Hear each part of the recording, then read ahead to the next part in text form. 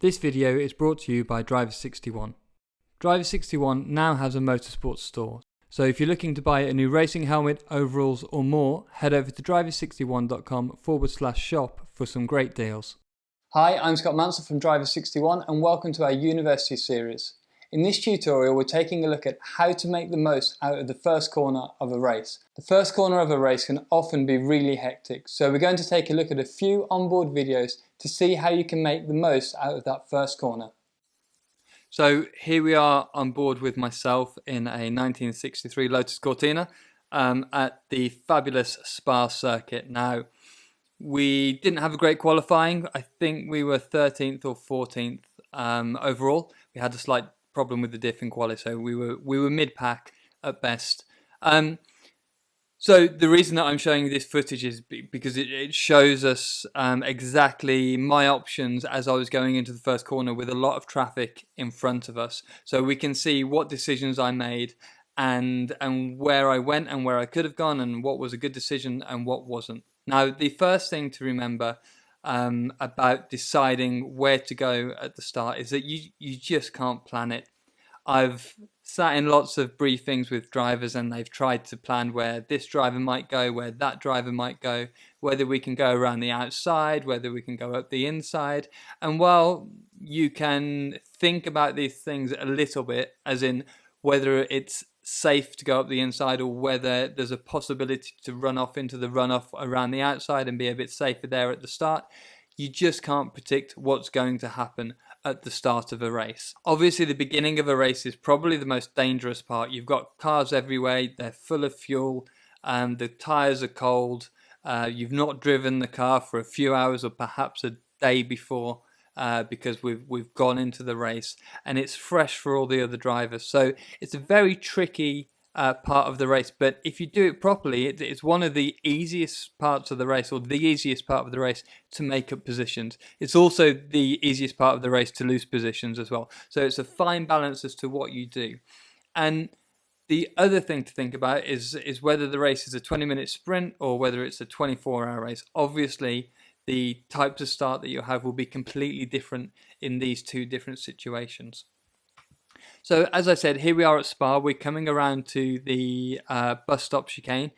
The grid's forming up, and as you'll see in a few seconds, I'll position the car so we're 2x2, and we'll begin to get the race underway. So as I mentioned in the previous tutorial about how to get a good rolling start, it's important at this point to make sure that you're in the right gear and that you have a good view of the starting lights. So you can see here, I thought they were getting away, but now I've caught them back up. I'm in line and we are gone. So you can see initially I've actually moved the car over to the right hand side to come into the gap here. Now if we just wind it back a little bit, I'm coming here, but actually what might have been better, and I moved the car into the middle of the track because I thought that the car in front of me was moving over to the left, so I wanted to give myself space. So as you can see here, the car in front of me jinks across at that point. He's coming across here, so I think that he's going to come all the way over to the left hand side, and so I move my car over to the right because I want to give myself the space. I want to drive into the space. I want to drive forwards into whatever space I can, and that's the most important thing to think about when you're trying to make the most out of the first corner. You just need to drive into the space. Often people come down to the inside of the track. As you can see here, this queue of cars, they come down to the inside of the track for safety so that no one can come up the inside of them. However, generally that leaves a massive gap on the outside where if you're good on the brakes, you can just drive around the outside of everybody. On the inside here, all the cars, especially at Spa, going into the hairpin here, they all get queued up on the inside. And so there's a concertina effect, and the car at the back is actually braking way before he needs to. So that's one thing to consider when you're looking at where you should go at the start, is whether you're going into a hairpin or whether you're going into a quick corner. If you're going into a hairpin, maybe you don't want to get the car queued up on the inside, just waiting to get out of the corner and being slowed down by the cars in front of you. However, if it's a quick corner, maybe you do want to get the car to the inside. And again, you need to think about turn 2 and turn 3 and where the positions might put you. Anyway, let's continue with my start at Spa. Now, I've put myself in a bit of a difficult position here. You can see that I'm surrounded by Lotus Cortinas. And actually, I get off the throttle just a little bit, which usually you don't want to be doing, because as soon as you lift off the throttle, the rest of the grid is going to be flat out and they're going to be moving forwards. But however, we're coming up to the braking point here, and if I just stay behind this car in front of me, I'm going to get held up and I won't be able to drive into any space. So my options are quite limited here. So what I decide to do is I lift off just slightly, just as small as I can. Let's just come off the throttle, get back on it again as quickly as possible, because I can see the car in front of me here, this guy, is actually attacking quite well. So I'm better off following him than I am this car alongside me, because you can see that I'm already alongside his rear panel. So we're coming into turn 1 now. I'll be getting on the brakes. And luckily, the car that was in front of me, blocking me, has moved to the inside here. For some reason, he's protected himself and moved over to the right-hand side. So that's fine with me, because I'm going to try and brake around the outside of him. You can see there's cars locking up. If you just look on the inside of the window here, you can see that we're able to get later on the brakes, because all these cars, let me just run it forwards, all the cars on the right hand side are getting on the brakes early, and they're stuck up behind all the other cars in front of them. So often around a tight first corner, it's much quicker to go around the outside of everybody queued up on the inside. See, I've got on the brakes, I've overtaken 3 or 4 cars, we've got other cars stuck on the inside of the apex here, and I've got quite a clear run. The only issue with running around the outside here, going in quick and running around the outside of a tight corner, is that if somebody further down the pack locks up, you put yourself in a little bit of a position where you might get T-boned or tapped at the rear of the car. So it's tricky, and you'll get a bit of a feeling as to whether another car's coming in hot. Now, what you can do is just turn in a little bit later, give a little bit up on your exit, but leave a car's width at the apex, so that if somebody is coming in hot at the inside of you, you lower the risk of being hit and being spun around at the first corner, which obviously isn't what we want. So we've come out pretty well here, and we're getting a good exit. I don't know how many cars I overtook, but it must have been 3, 4 or 5 cars just by moving into the space. So the main takeaway is that you need to move into the space, move forwards with confidence, get on the brakes as late as you can without making any mistakes, whether that be the inside or the outside or whatever it may be. Just drive into the space. So next up, we're going to take a look at some footage from one of my clients. We're going to analyze it to see how he could have improved and what opportunities lay in front of him going into the first turn. So here we are on board with another driver, one of my clients, at Rockingham in a Radical SR3. Now, Richard doesn't make a bad start, but he could improve in certain ways. Now, he's new to SR3 racing, and it can be very feisty, especially at the start. So he gives himself a little bit of safety margin as he's just becoming used to these rolling starts in the Radical series. And you'll see as we go through the video that there's a lot of movement in there, even from the start, actually, as we went through on how to get a good rolling start tutorial. This is actually an example of a quite a poor start by the leader.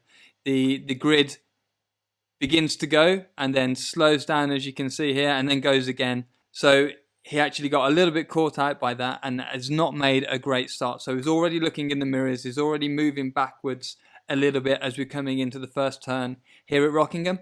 Now, this actually isn't the first turn where all the action happens. The first turn at Rockingham is flat or almost flat. The opportunity comes for overtaking or being overtaken at turn 2 at Rockingham after the first big braking event, while all the pack is bunched up together. So it isn't always necessarily the first turn when the opportunity might present itself, but it's the first big braking event while the pack are still all close together off the start. So you can see he's come through turn 1. It's all very high speed.